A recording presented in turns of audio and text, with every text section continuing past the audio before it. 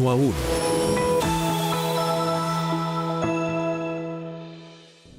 Hola, bienvenidos a Uno a Uno. Yo soy Ramiro Avendaño. Hoy nos acompaña Alejandro Gaviria. Alejandro Gaviria fue candidato a la presidencia de Colombia, ministro de Salud, ministro de Educación, rector de la Universidad de los Andes, entre muchas otras cosas, ingeniero civil de formación original, doctor en economía, escritor de muchos libros y un personaje muy importante para la actualidad colombiana. Alejandro, bienvenido a Uno a Uno. Gracias, Ramiro, por la invitación. Placer estar aquí, poder charlar un rato. Como sabes, Uno a Uno busca es conocer un poquito más la parte humana detrás de los personajes que protagonizan el país y eventualmente también la región.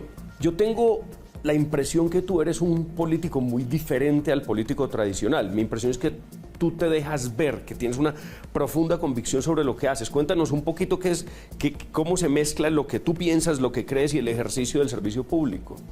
La política es difícil, yo me di cuenta de eso, Ramiro, que en general no siempre en la política uno dice lo que piensa.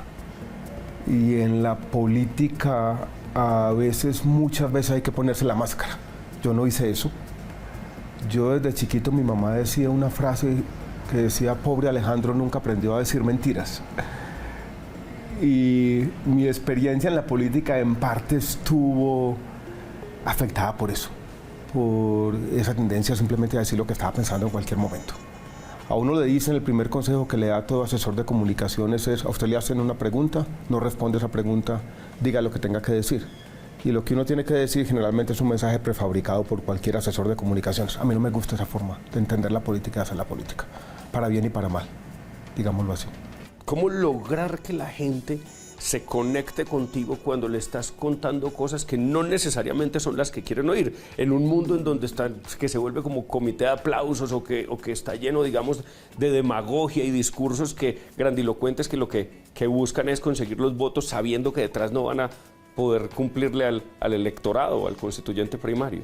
Es difícil. Una cosa que yo aprendí a la fuerza es que la política en el fondo está dominada por las emociones, y lo voy a decir así, las emociones morales. Y yo voy a ser sincero, yo sentía muchas veces que no era capaz de conectarme. Y que la experiencia que yo tenía, que no sé si llamarla política, por ejemplo, la experiencia de un ministro de un debate de control político, que en el fondo yo me preparaba como un profesor, estudiaba lo que tenía que estudiar, iba y echaba mi carreta, sabía que sabía más que los congresistas porque estaba metido todo el día en el tema. Pero cuando uno está haciendo política electoral, eso no siempre funciona. Y uno tiene que aprender, si se mete en ese mundo, y lo aprendí yo a la fuerza, medio lo aprendí, porque creo que no lo aprendí del todo, es tratar con ciertos mensajes de conectarse. Para mí fue un aprendizaje. Las primeras semanas o los primeros meses, yo en mi mente tengo la campaña dividida como en dos partes, fueron 6 meses, unos primeros 3 meses de mucha torpeza, una segunda parte ya aprendiendo a conectarse. Pero fue difícil. Quiero decir que fue difícil. A mí me gusta entender los problemas plenamente, me gusta la complejidad del mundo y me gusta que cuando me preguntan sobre un tema, de alguna manera explicar esa complejidad. La verdad y la complejidad son la misma cosa. El mundo no puede sobresimplificarse, pero quizás en la política electoral hay que hacer un poco de demagogia, es inevitable. Con la línea ética corrida y tan rápido, ¿no es muy desesperanzador operar dentro del mundo político? Es difícil, pero yo creo que uno puede encontrar una especie de convergencia entre ser auténtico, decir lo que uno piensa, y ser eficaz. No siempre es fácil, pero si uno decide hacer política no puede perder esa esperanza, Ramiro, de que no se trata solamente de una farsa. La política, lo sabemos, tiene un elemento de farsa, pero no puede ser solo eso. Y la política no puede ser solo cinismo. Y yo en ese sentido soy un poco más optimista. Yo creo que los buenos políticos y los políticos exitosos no solo son cínicos. Por lo menos empiezan creyéndose ellos mismos su cuento. Tú estuviste en una campaña en la que, al menos a nivel de precandidatura, estuviste compitiendo contra el actual presidente Petro. Fuiste vocal, fuiste crítico de lo que pensabas que él tenía que hacer diferente o simplemente de lo que no estaba en lo que no te parecía que el hombre era el candidato idóneo para ser el presidente de la República. Sin embargo, de una forma gallarda y yo diría que admirable, aceptas la invitación a participar en su gabinete. Cuéntanos un poquito de las motivaciones detrás de eso. Fue un momento difícil. Yo había acompañado primero a Sergio Fajardo en esa etapa de la campaña que fue muy frustrante.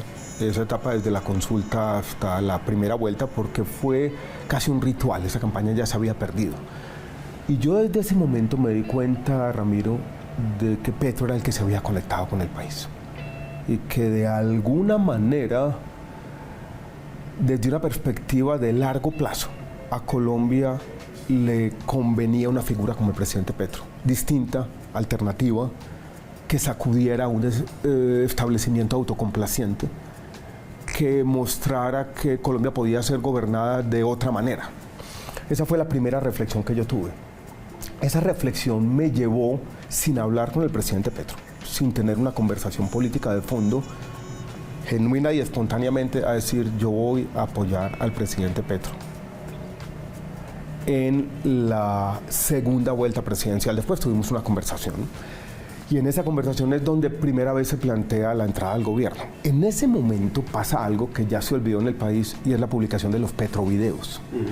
Y en los petrovideos había 2 videos donde básicamente decían cómo iban a acabar con mi candidatura. Y yo había ya dicho que iba a votar por el presidente Petro, y mucha gente comenzó a decir: usted se tiene que arrepentir, mire la evidencia que está sobre la mesa. Y yo dije en ese momento: yo no me voy a quedar rumiando rencores. Lo que pasó, pasó. Ellos tendrán sus razones. Y yo voy a practicar esa idea liberal tan difícil de entender, y es que los acuerdos parciales entre diferentes son muy importantes en la política. Y que de alguna manera los verdaderos procesos de cambio son los que logran juntar fuerzas diferentes. Y yo lo miraba desde un punto de vista casi académico, entre 2 tipos de visiones del mundo y del cambio social: la progresista y la liberal. Una con una obsesión sobre la igualdad y la otra que tiene en cuenta la libertad. Y con esa idea, con esa carreta, podríamos decirlo así, entré yo al gobierno del presidente Petro. Y como me gusta dividir la historia en etapas, recuerdo esos 7 meses en 2 etapas. Una primera, sin problemas. Yo me puse la camiseta, traté de armar un equipo, recogí las personas que habían trabajado con el presidente Petro, traté de entender su visión del cambio social en educación. Tuvimos algunos desacuerdos, los procesamos tranquilamente, pero después comienza la segunda etapa. Cuando se presenta la agenda de reformas y yo tengo que levantar la mano y decir: no estoy de acuerdo, empieza una conversación difícil. Y yo creo que se creó por parte de él y por parte mía, tal vez, una especie de tensión que se tradujo en desconfianza, y yo terminé saliendo muy rápido a los 7 meses del gobierno del presidente Petro. Fue un fracaso, lo voy a decir así, el fracaso de una idea, el fracaso de la idea de un gabinete plural, el fracaso de una construcción colectiva, el fracaso de poder juntar de nuevo esas ideas de liberalismo y progresismo. Eso fracasó. Vamos a un corte de comerciales y continuamos con Alejandro Gaviria. Alejandro, nos estabas contando un poco de las motivaciones para entrar al gobierno y para acompañar el proyecto del presidente Petro desde tus propias convicciones. Entras y ese proyecto de tratar de hacerlo de forma estructurada, que todavía cumpliese con los anhelos de la gente que votó por Petro, pero que fuese una cosa realizable, no se logra materializar. ¿Dónde se rompe eso y cómo es ese fracaso del que nos hablabas hace un momento? Antes voy a, Ramiro, tratar de decir algo. Cuando yo trato de entender mis motivaciones, y uno siempre se cuenta historias de uno mismo que son positivas, y trato de ser autocrítico, y yo quiero ser sincero, yo sí tuve como motivación ayudarle al país. Mucha gente dice: usted se vendió por un puesto, usted de alguna manera recuerde que usted era crítico del presidente Petro y todas esas ideas las sacrificó simplemente por un apetito burocrático. Yo lo puedo decir claramente aquí, en retrospectiva. Yo ya había sido ministro 6 años, yo ya tenía esa cosa chuleada en mi vida. Yo no tenía una ambición personal de poder en un ministerio. Lo hice porque creí que podría aportarle al país. Acababa de ser rector de la Universidad de los Andes. Mis primeras investigaciones por muchos años eran en los temas de educación. Yo conocía el sector. Pero volviendo al fracaso, yo Lo resumiría, Ramiro, en una de esas reuniones de consejos de ministros por allá en enero del año 2023, cuando estábamos hablando de las reformas en general y de la reforma a la salud en particular. Y yo le digo al presidente Petro, si usted trajo gente distinta a este gabinete, tiene que haber un poquito de flexibilidad programática. Usted no nos puede pedir a nosotros que seamos simplemente notarios de su programa de primera vuelta. Porque recuerde, y se lo dije yo así mirándolo a los ojos, que usted nos dijo que usted estaba interesado en un acuerdo nacional. Y eso tiene que ser de verdad. El acuerdo nacional no puede ser simplemente, aquí yo tengo un montón de gente que me respaldan mis ideas. En el margen al menos tenemos que tener alguna discusión. Y Ramiro, yo había sido ministro de Salud 6 años. Imagínese, yo sentado en una reunión, un conjunto de ideas que yo estaba convencido que le iban a hacer daño al país. Exitoso como ministro de Salud. Pues lo juzgarás tú, pero 6 años había camellado como un berraco. Sí. Y yo no me podía quedar callado. Y ahí es donde la conversación que uno tiene con su conciencia todas las noches es la mayor lealtad. No es con el presidente Petro, es conmigo mismo, es con mis ideas, con lo que yo entré aquí para aportar. Porque de nuevo son acuerdos parciales entre diferentes. Y cuando tenemos 4 o 5 discusiones, presentamos un documento, yo presento mis ideas. Incluso en uno de los consejos de ministros yo hice algo raro que hoy en día no se hace, y es escribir las ideas. Porque yo sabía que me iban a preguntar. Entonces yo dije, yo voy a ser preciso. Voy a tratar de tomarme un tiempo para tratar de explicar claramente lo que yo pienso de esta reforma a la salud. Y lo leí. Sí. Después se filtró ese documento, otro se filtró, ese sí no lo filtré yo. El primero fue un error que yo cometí, porque compartí anónimamente ese documento en un chat de economistas. Ahora esas eran mis ideas, todo el mundo las sabía.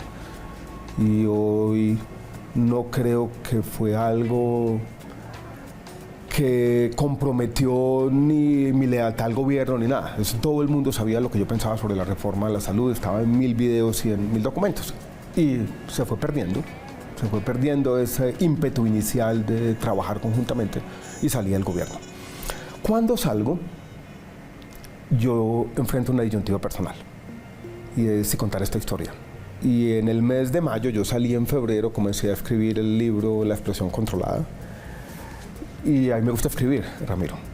Y me gusta me gusta levantarme todas las mañanas, ponerme esa meta de 1000 palabras diarias, revisar al día siguiente lo que se ha escrito, ir construyendo los argumentos, revisar un texto, editarlo, jugar con la palabra correcta aquí y allá.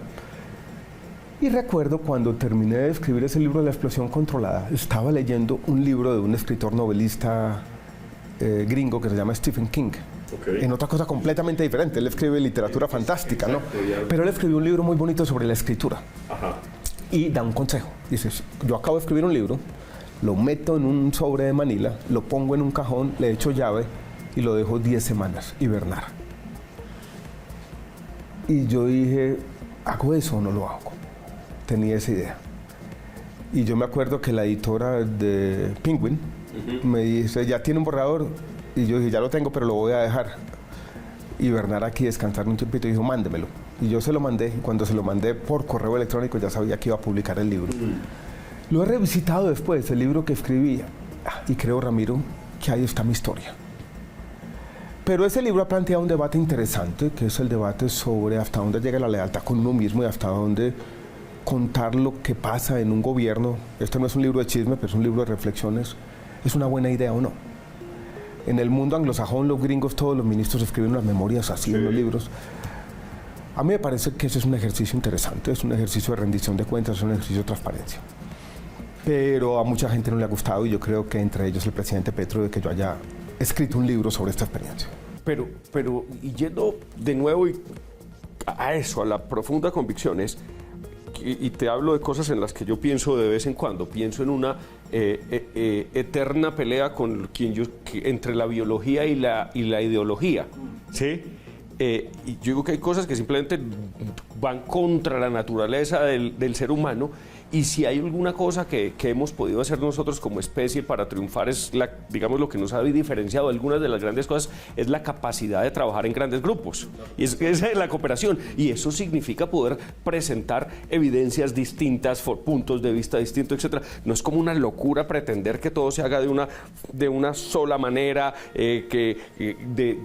no quería usar la palabra, pero tal vez dictatorial, sin crear espacios para discusión, y que simplemente se construya en grupo, dejando de lado la construcción de caudillos o de grandes hombres dueños de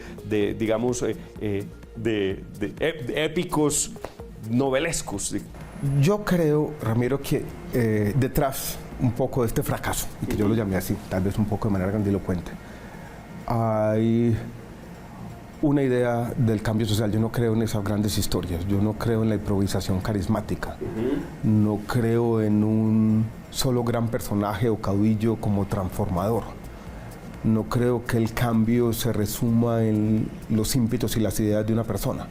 A veces me parece, volviendo al gobierno Petro, y no quiero volver esta conversación a una conversación política, que la agenda del gobierno está girando alrededor de algunas intuiciones básicas del presidente, a las que le falta confrontación, a las que le falta decir, sí, esta idea, pero quizás esta idea necesita mejorarse. Y yo creo que, volviendo a lo mismo, el presidente ha hablado mucho de un acuerdo nacional, pero se ha quedado en carreta. Es un gobierno muy alrededor de su figura, personalista, podríamos decirlo así, quizás utilizando un lugar común. Esto es Uno a Uno, estamos con Alejandro Gaviria, vamos a un corte de comerciales.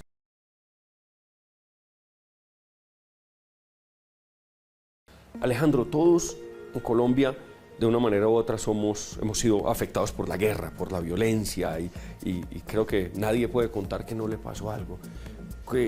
¿Cuándo tuviste como tu primera experiencia compleja y cuál fue con toda esta extraña forma de vivir que tenemos los colombianos? Define a nuestra generación al menos la violencia.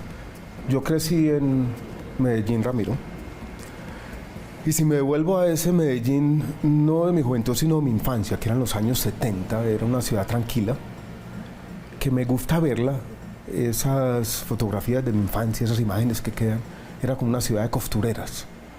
Yo iba a la casa de mis tías, de mi abuela, había una máquina de coser en algún lado, mucha gente trabajaba en la industria textilera.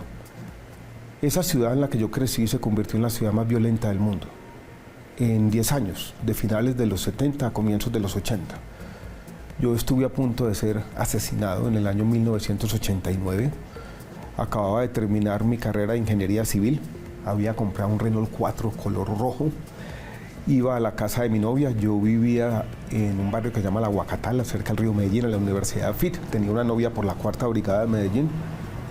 Yo recuerdo en esa época que yo salía a hacerle visita a la novia y no sabía si iba a regresar a la casa. Cada viaje era una aventura. Y en una de esas, un viernes por la noche, yo me devolví temprano, a las 8:30, por el miedo. Me cerró un carro. Y yo me di cuenta que era un asalto. Me bajé rápidamente y uno de los tipos me dijo, vuélvase a montar. Me monté, los 3 adelante. Le entregué las llaves, los 3 adelante, y comenzamos a dar vueltas por Medellín. Subimos a la comuna noroccidental.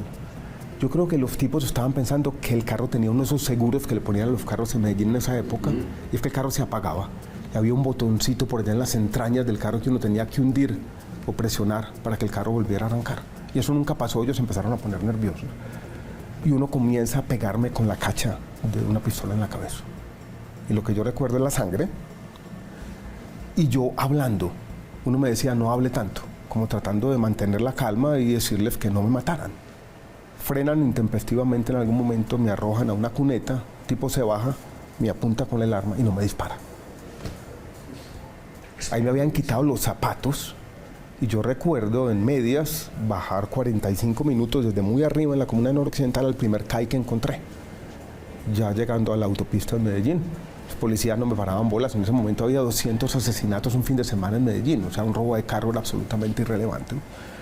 Pero yo quedé con lo que hoy llamaríamos, Ramiro, un estrés postraumático. Sí. Y la vida cambia de manera muy extraña. Yo decidí venir a Bogotá poco desubicado por alguna idea de que yo quería tener una educación un poco más humanista y estaba cansada de la ingeniería, decidí estudiar economía buscando como un equilibrio entre el humanismo y un poco una ciencia más exacta. Fui siempre bien estudiante, me fui conectando con ese mundo extraño de la tecnocracia colombiana y me fui a hacer un doctorado. El primer artículo que yo escribo de mi tesis de doctorado es sobre la violencia, sobre la epidemia de crimen violento en Colombia y eso me ha acompañado toda la vida. Esa experiencia me ha acompañado. ¿Cuál podría ser un camino, digamos, lógico, implementable hacia la paz? Es interesante, Ramiro, porque cuando yo empiezo a estudiar este tema, me doy cuenta que lo que había ocurrido era como lo siguiente. Llega el narcotráfico. El narcotráfico, por supuesto, es un choque violento, pero eso congestiona la justicia. Y al congestionar la justicia, la impunidad creció. Y la impunidad creció de dos maneras. La teníamos ahí, pero en Colombia, en esa época, en Medellín, a finales de los años 80, comienzos de los años 90, cuando teníamos una tasa de homicidios de 200, 300 por 100.000 habitantes, cualquier persona sabía que podía matar a otra, iba a quedar impune. O sea, ninguna sociedad moderna, ninguna sociedad puede sostenerse con esos grados de impunidad. Después el país yo creo que reaccionó, y a mí me parece que reaccionó democráticamente en algún tema con la Constitución del 91 y logramos disminuir razonablemente los niveles de violencia. Después vino el proceso de paz y los desafíos crecientes. A mí me parece, Ramiro, que hoy el desafío es ganar el control territorial en buena parte del territorio y entender que lo que se llama la paz total, que yo la veo como una especie de utopía en dos ejes distintos. El primero, con todos los grupos, y el segundo, atacando todas las causas subyacentes, incluso las más profundas. Eso no es fácil. Y quizás es una idea muy voluntarista a la que le falta un poquito más de realismo y entender cuáles son los incentivos de esos grupos que derivan una gran ganancia de ese control territorial, no solamente asociado al narcotráfico, sino a la extorsión, al mismo minería ilegal y demás, a ese conjunto, superposición de actividades ilegales que necesita además un enfoque territorial. Yo creo que si este tema no se toma en serio, va a ser el gran desafío de la sociedad colombiana en lo que falta de esta década. Va a cumplir un papel políticamente muy grande, o sea que básicamente quien accede al poder político en Colombia va a estar determinado por quien ofrezca una solución, y para empatar la conversación desde el comienzo, probablemente la solución que va a ofrecer va a ser una sobresimplificación, una solución ideológica que tampoco va a resolver nada, que tendrá signo contrario, pero que no quedará en nada. Pero sigue siendo, después de muchos años, el gran desafío de nuestra sociedad. Yo voy a hacer una confesión, Ramiro, también. Yo era parte del gobierno de Santos cuando se firmaron los acuerdos con la FARC. Recuerdo ese entusiasmo de los años 2017, 2018, y creo que un poco de ingenuidad. Creo que subestimamos la complejidad de lo que vendría después. La historia, la narrativa es que simplemente el gobierno de Duque no quiso hacer la paz o esto, yo los acuerdos, hay algo de eso, pero yo creo que es más difícil que eso.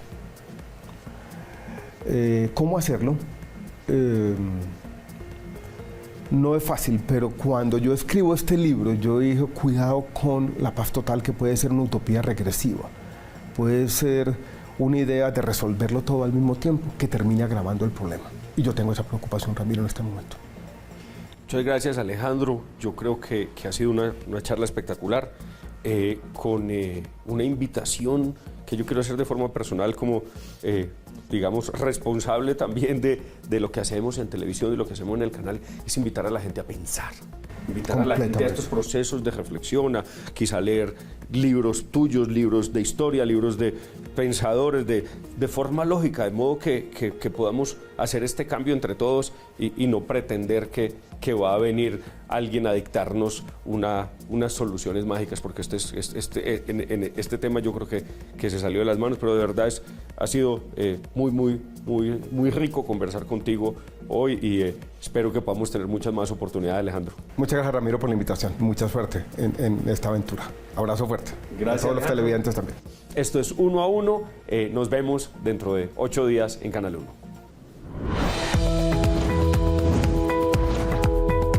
Uno a Uno.